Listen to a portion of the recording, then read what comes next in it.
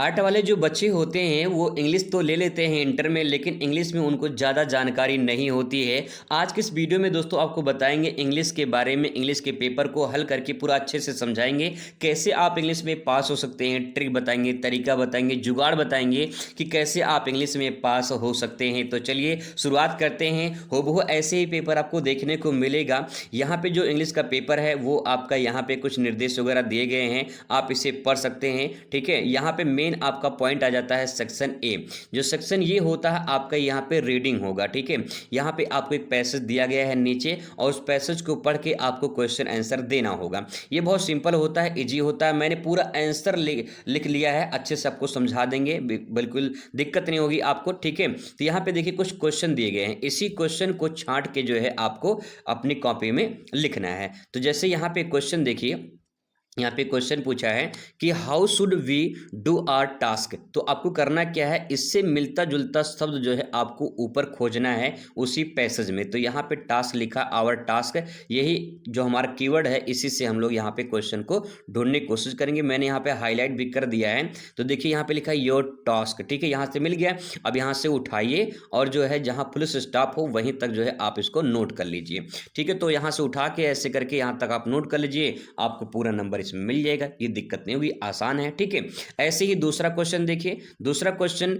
When shall we never fall. तो ये never fall जो है आपको कीवर्ड मिल गया, आपको ये सेंटेंस उठाना है। तो इसके बाद जो है इसको आपको ढूंढना है। ठीक है, अब यहाँ पे देखेंगे तो यहाँ पे देखिए लिखा है नेवर फॉल, लेकिन यहाँ पे पुलिस स्टॉप है तो पीछे आइए, यहाँ से स्टार्ट करिए और यहाँ तक आप जो है इसको नोट कर दीजिए। ठीक है, यहाँ पे आपका हो जाएगा, पूरा नंबर मिल जाएगा। ठीक है, इसके बाद ऐसे ही क्वेश्चन आपको यहाँ पे तीसरा दिखाई देगा।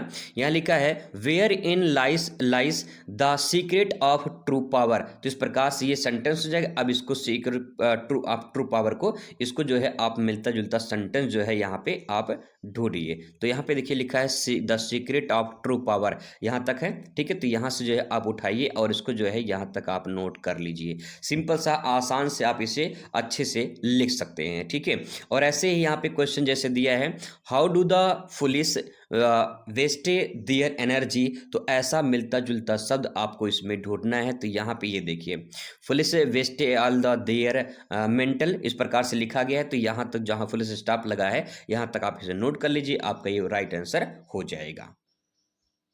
अगला क्वेश्चन यहाँ पे दोस्तों देखिए ई वाला जो दिया गया है, इसमें देखिए फर्स्ट सेकेंड थर्ड, इसमें तीन ऑप्शन दे दिया है, मतलब तीन आपको करना पड़ेगा। और ठीक है, तो इसे यहाँ पे दिया है which word in the passage is the opposite of false. यानी फर्स्ट का जो फॉल्स है इसका अपोजिट क्या है, यानी विलोम शब्द पूछा गया है। तो फॉल्स का ट्रू होता है, तो यहाँ पे आप ट्रू लिख देंगे। ठीक है, इसका उत्तर मैं यहाँ पे नीचे लिख दिया है, मैं आपको दिखा दे रहा हूँ इस प्रकार से। नीचे देखिए इस प्रकार से हिंदी और जो है उसका इंग्लिश दोनों मैंने लिखा है ताकि आप इसे आसानी से समझ पाएं। यहाँ पे जैसे देखिए यहाँ पे झूठे, जो झूठा होता है उसका विपरीत क्या होता है, सच्चा होता है। तो the word opposite of false is true, false का अपोजिट क्या हो जाएगा, ट्रू हो जाएगा। ठीक है, ऐसे यहाँ पे क्वेश्चन पूछा गया है, नेक्स्ट वाला देख लेते हैं। कह रहा है कि what is mean by two the concentrate. Concentrate का जो है अर्थ क्या होता है ये आपको बताना है। तो यहाँ पे जो इसका अर्थ है यहाँ पे देख पाएंगे, मैंने इसका अर्थ यहाँ पे लिखा है। जैसे यहाँ पे देखिए एकाग्र करना का अर्थ किसी कार्य या विषय पर ध्यान या केंद्रित करना होता है। जैसे लिस्ट में लिख सकते हैं कि to concentrate mean to focus on attention or mental effort in a particular task or subject. अपने जो है आप विषय पर ध्यान दीजिए, केंद्रित करना आपको ध्यान। ठीक है, अगला क्वेश्चन है कि मूर्ख का विलोम शब्द क्या होगा। तो यानी जो फुलिश लिखा शब्द है, जैसे यहाँ पे आप देखेंगे तो यहाँ पे शब्द है फुलिश। ठीक है, देखिए यहाँ पे लिखा है गिव द एंटोनिम्स जो है फुलिश, इसका आपको जो है बताना है विलोम शब्द। ठीक है, क्या बताना है, विलोम शब्द बताना है। तो यहाँ पे फुलिश का क्या हो जाएगा, वाइज, वाइज मतलब बुद्धिमान हो जाएगा। तो इस प्रकार से इसको आप लिख सकते हैं। ठीक है, अब मान लीजिए आपको इसमें से नहीं आएगा, जैसे मैंने जो आपको बताया है पेपर में नहीं आएगा, तो फिर करेंगे क्या, क्या छोड़कर चले आएंगे, नहीं, आप छोड़कर नहीं आएंगे। फॉल्स का अगर आपको नहीं पता है तो यहाँ पे सेंटेंस जो है आप कुछ ऐसा सेंटेंस उठाएंगे, इसी में से कोई ऐसा सेंटेंस जो आप उसमें लिख सके। ठीक है, तो आप उसमें इसी सेंटेंस में से कोई उठा के सेंटेंस आप उसमें है लिख सकते हैं, और आपका कहीं न कहीं कुछ ना कुछ तो मिल ही जाएगा जो आप लिखेंगे, ठीक है। ऐसे ही आप यहाँ पे जैसे दिया है कि what is mean by concentrate, तो कॉन्संट्रेट का मीन क्या है, तो आप यहाँ पे जो है सेंटेंस कॉन्संट्रेट वाला ढूंढिए कि जहाँ आपको सेंटेंस मिल जाए कॉन्संट्रेट वाला, उसी से संबंधित दो जो शब्द है आप उस प्रकार से जो है आप यहाँ पे लिख सकते हैं। तो जैसे यहाँ पे देखिए लिखा योर कॉन्संट्रेट, ठीक है, तो यहाँ पे सेंटेंस दिया गया तो आप यहाँ तक जो है ऐसे लिख दीजिए उसको आराम से, तो कुछ ना कुछ आपको मिल जाएगा, ठीक है। पहले कोशिश करिए कि आप अच्छे से करने के लिए, नहीं आएगा तो कुछ ना कुछ लिख कर आएंगे, छोड़कर नहीं है किसी भी कीमत पर।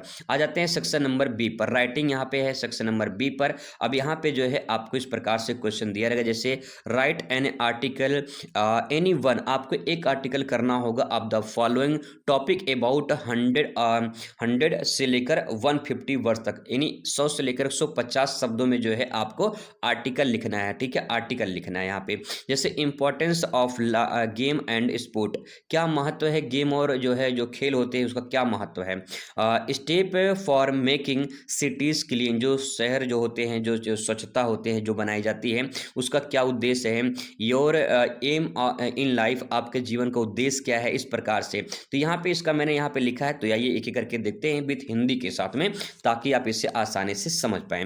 Importance of game and sport, तो यहाँ पे खेल और खेल कूद का महत्व क्या है, ठीक है। तो यहाँ पे देखिए एक एक करके समझने का प्रयास करें, छोटा छोटा सेंटेंस समझेंगे। यहाँ पे खेल और खेलकूद हमारे शारीरिक और मानसिक विकास के लिए बहुत आवश्यक होते हैं, तो इसमें लिखेंगे गेम एंड स्पोर्ट, ठीक, game and sport are essential, यानी जो है आवश्यक होते हैं, असेंटल होते हैं for your physical, our physical मतलब आपके शारीरिक फिजिकल हो जाएगा, एंड मेंटल यानी मानसिक हो जाएगा, डेवलपमेंट यानी विकास के लिए, ठीक है। इस प्रकार से आगे यहाँ पे लिख सकते हैं इसके बारे में, यह न केवल हमारे शरीर को फिट रखते हैं बल्कि अनुशासन और टीम वर्क भी सिखाते हैं। तो they not only keep our bodies fit but also teach discipline and team work, हमें अनुशासन भी सिखाते हैं और टीम वर्क भी सिखाते हैं। ऐसे छोटे छोटे सेंटेंस आप सोच के भी इसको आप लिख सकते हैं। अगला है नियमित खेल से हमें बीमारी से बचाते हैं, नहीं हम बीमारी से बचते हैं और हमारा मनोबल भी ऊंचा रहता है। इसमें लिखेंगे रेगुलर स्पोर्ट, नियमित खेल से regular sport activities protect us from disease, यानी बीमारी से हमें दूर रहते हैं, एंड कीप आवर जो है मोरल हाई, यानी आपका मनोबल क्या होता है, ऊंचा होता है, ठीक है, ऐसे करके। इसमें नेक्स्ट लिखेंगे इसीलिए प्रत्येक व्यक्ति को अपने दिनचर्या में खेल को शामिल करना चाहिए। तो यहाँ पे आप लिख सकते हैं therefore everyone should include sport in their daily routine, अपने डेली रूटीन में जो है जो स्पोर्ट है उसको शामिल करना चाहिए, ठीक है। अगला यहाँ पे जैसे दिया गया step for making cities clean, यानी शहरों को स्वच्छ बनाने का उपाय जो है वो कैसे क्या किया जाए, तो उसके बारे में लिखना है। तो देखिए स्वच्छ शहर एक जो है स्वस्थ जीवन के लिए बहुत महत्वपूर्ण होते हैं, तो इसके बारे में लिखेंगे clean city are very important, स्वच्छ जो शहर होते हैं वो जीवन के लिए बहुत ही महत्वपूर्ण होते हैं, very important for health life, जीवन के लिए, ठीक है, ऐसे करके। सबसे पहले हमें कचरे को कूड़ेदान में डालने की आदत डालनी चाहिए। तो सबसे पहले क्या करना चाहिए, जो कचरा होता है उसे कूड़ेदान में डालना चाहिए। तो first we should develop the habit of throwing waste into dustbin, जो डस्टबिन में होता है हमें कूड़ेदान में कचरे डालने चाहिए, ठीक है। ऐसे छोटे छोटे सेंटेंस आप बनाने की कोशिश करेंगे, बन जाएगा। सरकार को कचरा निस्तारण का जो बेहतर व्यवस्था वो करनी चाहिए। तो the government should ensure better waste disposal system, जो निस्तारण कचरे वाले होते हैं उसको बेहतर व्यवस्था करनी चाहिए, ठीक है।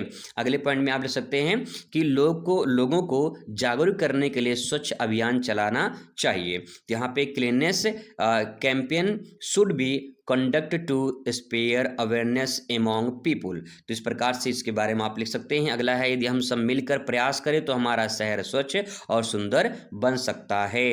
If we all work together our cities can become clean and beautiful, तो इस प्रकार से हम स्वच्छ बना सकते हैं, सुंदर भी बना सकते हैं। अगला है हमारे जीवन का लक्ष्य क्या है, योर एम इन लाइफ, आपके जीवन का लक्ष्य क्या है या मेरे जीवन का लक्ष्य क्या है। तो आप इसमें में अपने सेंटेंस में लिख सकते हैं कि हर व्यक्ति का जीवन में कोई न कोई लक्ष्य अवश्य होना चाहिए, तभी तो वो अपना टारगेट पूरा कर सकता है। इसमें लिखेंगे every person should have a goal in life, जो हर व्यक्ति जो है अपने जीवन में एक न कोई लक्ष्य बनाना चाहिए। मेरा लक्ष्य एक शिक्षक बनना है क्योंकि शिक्षा समाज का आधार है। तो इस प्रकार से आप लिख सकते हैं my aim is become a teacher because education is the foundation of society. जो एजुकेशन होता है समाज का शिक्षा का आधार होता है। ठीक है, अगला है शिक्षक राष्ट्र निर्माण में महत्वपूर्ण भूमिका निभाते हैं। तो जो शिक्षक होते हैं वो राष्ट्र निर्माण में महत्वपूर्ण भूमिका निभाते हैं। Teachers play in vital role nation building, जो राष्ट्र निर्माण होता है उसको में अहम भूमिका निभाते हैं। अगला इसमें लिख सकते हैं मैं बच्चों को अच्छी शिक्षा देकर समाज में सकारात्मक बदलाव लाना चाहता हूं। तो I want to bring a positive changing a society by providing quality education to children. तो इस प्रकार से इसके बारे में आप लिखेंगे। आगे है यहाँ पे मेहनत और ईमानदारी से अपने लक्ष्य को प्राप्त करना ही मेरी प्राथमिकता है। तो achieving my goal through hard work and honesty, ईमानदारी से इज माई टॉप प्रायोरिटी, मेरी प्राथमिकता है। ठीक है, इस प्रकार से इसके बारे में आप यहाँ पे लिख सकते हैं। अब चाहे तो आप इसे ऐसे भी लिख सकते हैं, पहले इंट्रोडक्शन लिखिए, ठीक है, फिर इसके बाद जो है आप हेडिंग बना के ऐसे लिख सकते हैं। इस प्रकार से भी आप लिख सकते हैं, कोई दिक्कत नहीं, जैसा आपको उचित लगे वैसा आप यहाँ पे लिख सकते हैं। ठीक है, चलिए आ जाते हैं यहाँ पे अगले पॉइंट पर। अगला पॉइंट यहाँ पे, अब यहाँ पे क्वेश्चन नंबर नेक्स्ट रहेगा, ये रहेगा यहाँ से। यहाँ क्वेश्चन है कि write a letter to the principal your college to provide library book to student, यानी आपको यहाँ पे एक एप्लीकेशन लिखना पड़ेगा। अब इसके बारे में आपको यहाँ पे लिखना है, तो आइए इसके जानते हैं कैसे आप यहाँ पे लिख सकते हैं। तो देखिए सबसे पहले यहाँ पे लिखते हैं टू, ठीक है, फिर कॉमा लगाते हैं, फिर इसके बाद लिखेंगे द प्रिंसिपल। यहाँ पे लिखा है सीबी बिकल इंटर कॉलेज बिंदेखलपुर अयोध्या, तो आपको करना नहीं, यहाँ पे कुछ करना नहीं है। टू द प्रिंसिपल लिखने के बाद यहाँ पे लिखेंगे यक्स वाई इंटर कॉलेज, जो आपका जिला होगा जिला लिख देना। ठीक है, बस कॉलेज का नाम यहाँ पे मत लिखना आप लोग। यहाँ पे डेट लिख देना, जिस डेट को आपका पेपर होगा उस डेट को पेपर आप यहाँ पे लिख देना। मैंने यहाँ पे ऐसे डेट लिखा है यहाँ पे। आगे यहाँ पे फिर इसके बाद आप यहाँ पे सब्जेक्ट लिखेंगे, जो सब्जेक्ट आपका रहेगा। ठीक है, सब्जेक्ट आपको यहीं से मिल जाएगा। क्या है सब्जेक्ट में, तो कह रहा है कि provide library book to student. यहाँ पे जो है आपको लाइब्रेरी में जो बुक है वो नहीं है, उसको प्रोवाइड कराने की बात कही जा रही, तो आपको यहाँ से मिल जाएगा सब्जेक्ट। ठीक है, तो आपको यहाँ पे सब्जेक्ट मिल जाएगा। फिर इसके बाद जो है आप यहाँ पे लिखेंगे, यहाँ लिखेंगे रिस्पेक्टेड सर आवर मैडम। ठीक है, यहाँ पे लिखेंगे I most respectfully beg to say that. इतना सेंटेंस तो आपको लिखना ही लिखना है, अपने दिमाग में इसको रट लीजिए। ठीक है, I most respectfully beg to say that, इतना लिखने के बाद जो है फिर इसके बाद कहानी शुरू होगी। ठीक है, इसमें बीच में आप कुछ भी लिखेंगे, तो यहाँ पे जो मेन फैक्ट पॉइंट है ये आपका इतना होना चाहिए। फिर इसके बाद में आप लिखेंगे, इसमें अगर आपको आता है तो लिख सकते हैं, नहीं आता तो कुछ ना कुछ आप उसमें सेंटेंस आगे पीछे बनाकर लिखिए। जैसे I am writing this letter on behalf of the student to request better access to library book, many student face difficulties in purchasing, जो बुक होती है खरीदने में दिक्कत हो रही है। इस प्रकार से छोटे छोटे सेंटेंस को सोच के आप यहाँ पे लिख सकते हैं। Books due to financial concentrations and having a will stocked library can greatly help in their studies। Last में आप यहाँ पे लिख देंगे thank you for your time and concentration. इस प्रकार से कंसंट्रेशन, इस प्रकार से आप यहाँ पे लिख देंगे। ये जो आपका पहला लाइन ये वाला है, ठीक है, इतना तो आपको लिखना ही लिखना है। और लास्ट में जो आपका यहाँ पे लिखा गया है ये वाला आपको इतना लिखना है। बीच में यहाँ पे कुछ भी खिचड़ी पका दीजिए, उतना दिक्कत नहीं होगी। ये आपको लास्ट में शुरू में थोड़ा सा ध्यान में रखना है। फिर इसके बाद यहाँ पे लिख देना है योर ओबीडेंटली लिख सकते हैं, या फिर योर सिंसियरली लिख सकते हैं। ठीक है, नेम में यहाँ पे XYZ लिख देंगे। ठीक है, या फिर ABCD लिख देंगे, और यहाँ पे जो है आप अपना क्लास लिख देंगे, और यहाँ पे अपना रोल नंबर लिख देंगे, बोर्ड वाला रोल नंबर। ठीक है, इसके बाद दोस्तों यहाँ पे शुरू होता है सेक्शन सी, जिसमें ग्रामर वाला पोर्शन होता है। ग्रामर वाले पोर्शन में इसमें दिया गया है कि choose the correct option to the answer the following question. यहाँ पे क्वेश्चन दिया गया है, उसका आंसर आपको यहाँ पे चूज करना है, ठीक है, नहीं सेलेक्ट करना है। तो जैसे बहुविकल्पी टाइप क्वेश्चन होते हैं वही यहाँ पे क्वेश्चन दिया गया है। जैसे क्वेश्चन कह रहा है कि one who see the dark side of think is a called. तो यहाँ पे इसका जो है हिंदी हो जाएगा कि जो व्यक्ति हर चीज़ के नकारात्मक पक्ष लेता है उसे क्या कहते हैं, ठीक है, उसे क्या कहते हैं। तो उसमें इसमें राइट आंसर आपका हो जाएगा सेकंड वाला, पेसिमिस्ट के नाम से इसे जाना जाता है, ठीक है। ऐसे ही आपको यहाँ पे टिक करना होगा, नहीं आएगा तो कुछ ना कुछ टिक करके जरूर आएंगे, इसे छोड़कर नहीं आएंगे। अगला क्वेश्चन है the Apple of once eyes means. इसमें इसका अर्थ क्या होगा, तो इसमें इसका अर्थ हो जाएगा कि जो है बेरी डियर, इसमें जो आपका बेरी डियर है इसमें आपका करेक्ट आंसर रहेगा, ठीक है। अगला है क्वेश्चन यहाँ पे नेक्स्ट है the synonyms of destroy. Destroy का सिनोनिम्स क्या होगा, तो यहाँ पे समानार्थी शब्द पूछा है मतलब, तो यहाँ पे जो है आपका होगा डिमोलिश, जो है इसमें राइट आंसर रहेगा, ठीक है। डी वाला क्वेश्चन की what is the time in your watch, ये पूछा गया है। फिर कह रहा है कि विच word in this sentence is an error. Error यानी गलती पूछा, इसमें कौन सा मिस्टेक है, इस सेंटेंस में कौन सा गलत है, व्हाट, टाइम, इन या फिर वॉच। तो यहाँ पे जो इन लगा है इसकी जगह पे बाई रहेगा, ठीक है, ये सेंटेंस बाई रहेगा, तो इसमें आपका इन जो है इसमें एरर है, गलत है, ठीक है। अगला यहाँ पे आ जाते हैं, नेक्स्ट है कि the antonyms of better is. Antonyms जो है इसका जो है आपसे पूछा गया है, विलोम शब्द पूछा गया है, तो इसमें वर्ड्स जो है आपका सही हो जाएगा, ठीक है। पांचवा क्वेश्चन देखिए, change any one of the following into indirect narration. Indirect narration में आपको चेंज करना है। जैसे यहाँ पे कह रहा है कि Mahesh said to Rita what are you doing here, ये सेंटेंस है। अब इसको आपको इनडायरेक्ट नरेशन में चेंज करना है। तो चेंज करने के लिए कुछ ऐसी चीज़ें होती है जो थोड़ा सा आपको चेंज करना पड़ता है। महेश सेड टू रीता पूछा गया, तो यहाँ महेश आस्क हो जाएगा, आस्क्ड, ठीक है, यहाँ पे हो जाएगा आस्क्ड हो जाएगा। तो महेश आस्क्ड रीता, महेश ने रीता से पूछा, ठीक है, पूछा। फिर इसके बाद यहाँ पे लगेगा, यहाँ पे लगेगा व्हाट, ये जो आपका ये लगेगा है ये कामा हट जाएगा। फिर व्हाट, ये आर की जगह सी हो जाएगा क्योंकि वो गर्ल्स है, गर्ल से पूछा गया, सी हो जाएगा। सी वाज, यहाँ पे she was doing there, she was doing there, ये हो जाएगा, ठीक है। ये हेयर की जगह यहाँ पे देयर हो जाएगा। तो इस प्रकार से सेंटेंस इसका बनेगा। इसका उत्तर मैंने यहाँ पे नीचे लिख दिया है, मैं आपको दिखा दे रहा हूँ। यहाँ पे क्वेश्चन नंबर आ जाते हैं 5 पर, और ये देखिए यहाँ पे क्वेश्चन पूछा गया है कि जैसे कि महेश, इसका आंसर है Mahesh asked Rita what she was doing there, यानी महेश ने रीता से पूछा कि वहाँ क्या कर रही थी, ये सेंटेंस हो जाएगा, ठीक है। इस पांचवें में से दिया है कि एनी वन, आपको इसमें से कोई एक ही करना है, लेकिन यहाँ पे जो है मैं बता दे रहा हूँ। जैसे कि यहाँ पे लिखा है कि the teacher said to the student, the teacher said to the student do not quarrel with one another. तो ये सेंटेंस है। अब इसका उत्तर बनाना है, तो यहाँ पे नीचे आ जाइए, मैं दिखा दे रहा हूँ नीचे कैसा आप इसका उत्तर जो यहाँ पे लिख सकते हैं। तो यहाँ पे जैसे दिया गया है शिक्षक ने छात्रों से कहा कि वे एक दूसरे से झगड़ा ना करें। तो यहाँ पे लिखेंगे the teacher told that student not to quarrel with one another. थोड़ा सा उसमें चेंज कर देंगे और लिख देंगे, तब भी कुछ ना कुछ आपको मिल ही जाएगा, ठीक है। अब पांचवें का बी देखिए, पांचवें के बी में कह रहा है कि combine any one of the following as a directed. तो यहाँ पे कह रहा है कि ये कम्प्लेक्स सेंटेंस में बनाना है। जैसे कि लिखा है where are you going, I do not know, I do not know. ये सेंटेंस कम्प्लेक्स सेंटेंस में आपको जो है कन्वर्ट करना है। तो यहाँ पे देखिए इस पे हो जाएगा आपका, यहाँ पे लिखेंगे आई डू नॉट, ऐसे लिखेंगे आई डू नॉट नो, ठीक है, ये आपका सेंटेंस हो जाएगा आई डू नॉट नो। फिर इसके बाद यहाँ पे लिखेंगे वेयर, ठीक है, यहाँ पे लिखेंगे where you are going, you are going, ऐसे आप यहाँ पे इस सेंटेंस को लिखेंगे, ठीक है। तो यहाँ पे करना क्या है, सबसे पहले ये जो लिखा गया है यहाँ पे ये आप पहले लिख लेंगे, ठीक है, आई डू नॉट नो, ठीक है। फिर इसके बाद कर देंगे वेयर यू आर गोइंग, ऐसे सेंटेंस आप इसको बना देंगे, ठीक है। तो आपके जो है ये बन जाएगा, ठीक है।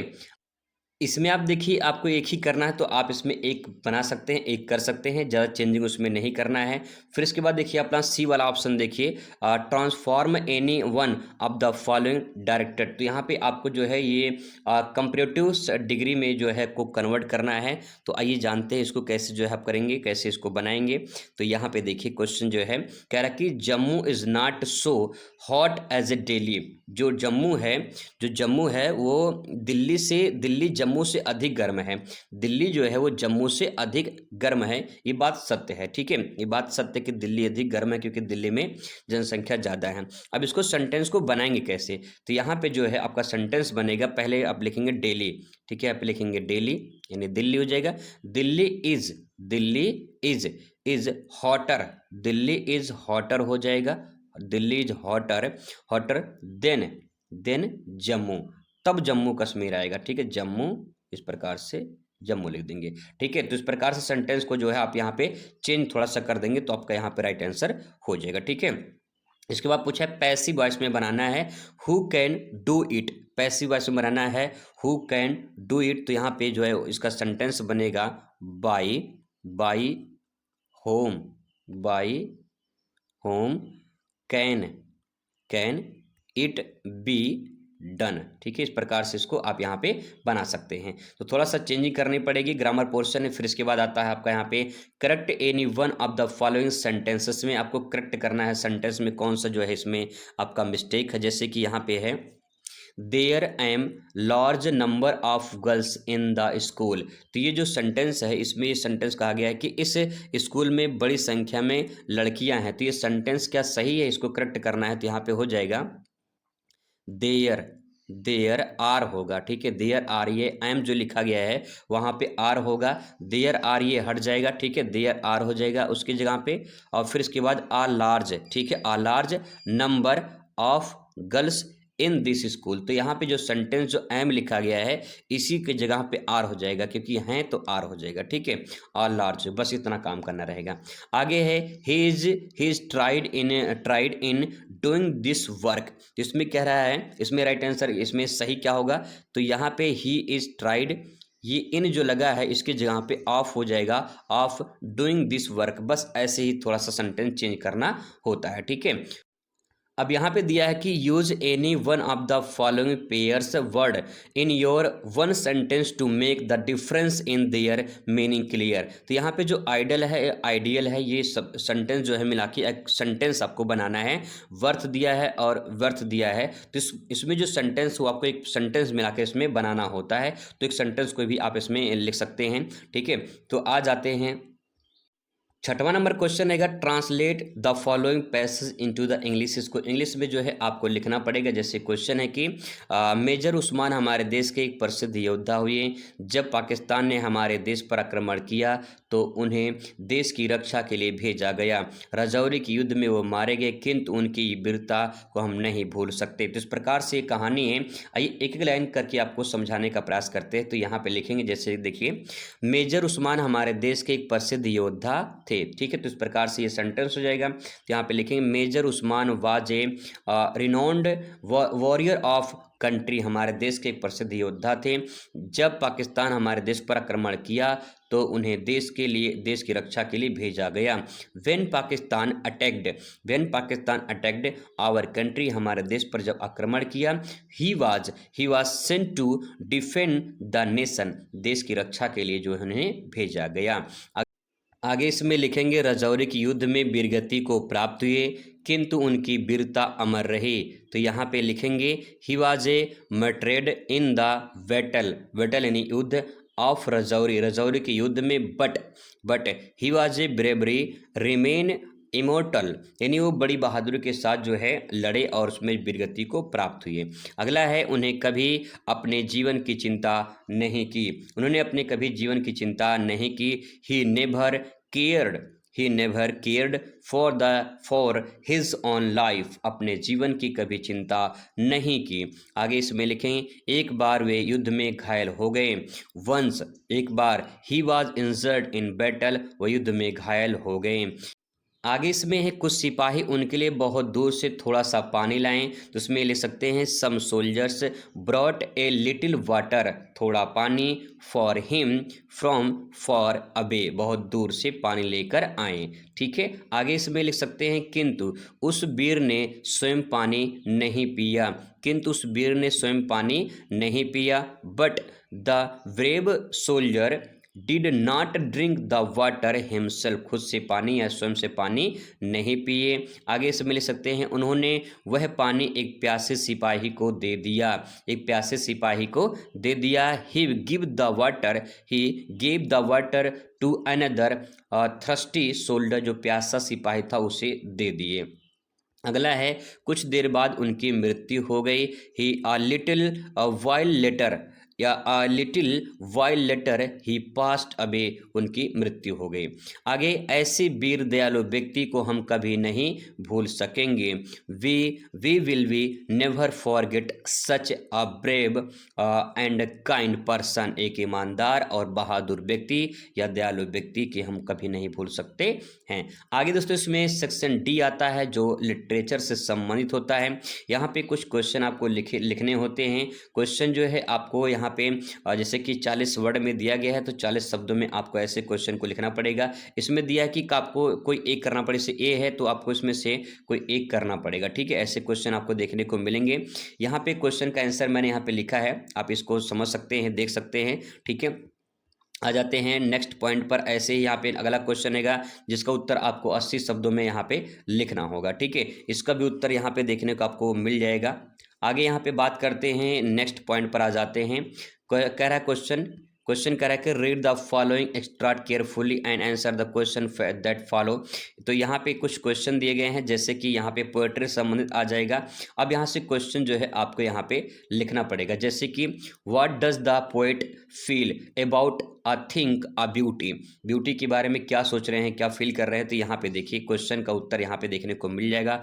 What does the poet feel about a think beauty, कविता के अनुसार कहा जाए कि सौंदर्य की कोई चीज़ हमेशा खुशी देती है और उसका आकर्षक कभी समाप्त नहीं होता है। तो according to the poet I think a beauty always bring joy and its charm never fades। इस प्रकार से आप सेंटेंस उसमें से छांट के बना के आप यहाँ पे लिखेंगे। दूसरा क्वेश्चन है What does the poet mean by it will never pass into nothingness। तो इस प्रकार से कविता में कहा गया है यह कभी कुछ नहीं बन जाएगा, यहाँ यह कभी कुछ नहीं बन जाएगा का मतलब है कि सौंदर्य की कोई चीज़ कभी समाप्त नहीं होती है, वह हमेशा जीवित रहती है। इसमें the poet mean that things a beauty never fade away, it remains all alive forever. इस पर इसके बारे में ऐसे लिख सकते हैं। अगला क्वेश्चन है कि in what sense I think of beauty is Joy forever. तो यहाँ पे है सौंदर्य की कोई चीज़ हमेशा खुशी देती है, इसका अर्थ क्या होगा, सौंदर्य हमारी आत्मा को शांति और सुख देता है, इसीलिए हमारे साथ ये रहता है। उसमें I think of beauty is the joy forever mean that beauty bring peace and happiness to our soul and stay with a forever. तो ये इसका सेंटेंस ऐसे इस प्रकार से लिख सकते हैं। इसके बाद यहाँ पे आता है आपका यहाँ पे right the central idea any of the following poem. आपको एक सेंट्रल आइडिया ध्यान में रखना है, इसमें से कोई भी सेंट्रल आइडिया याद रखिए, बहुत ही मोस्ट इंपॉर्टेंट है। ये दोनों तो पक्का आपके एग्जाम में आएंगे ही, इसमें से आप एक सेंट्रल आइडिया जरूर तैयार कर ले क्योंकि बहुत ही मोस्ट इंपॉर्टेंट है। यहाँ मैंने इसका इंग्लिश में लिख दिया है, हिंदी में लिख दिया ताकि आप इसे अच्छे से रिवाइज कर पाए। फिर इसके बाद जो है पोएट्री से भी समझ 40 वर्ड के क्वेश्चन यहाँ पे पूछे जाएंगे। फिर इसके बाद जो है यहाँ पे इसका उत्तर भी यहाँ पे आपको देखने को मिल जाएगा। पीडीएफ मैं आपको अवेलेबल करा दूंगा, टेलीग्राम पे आपको मिल जाएगा पीडीएफ।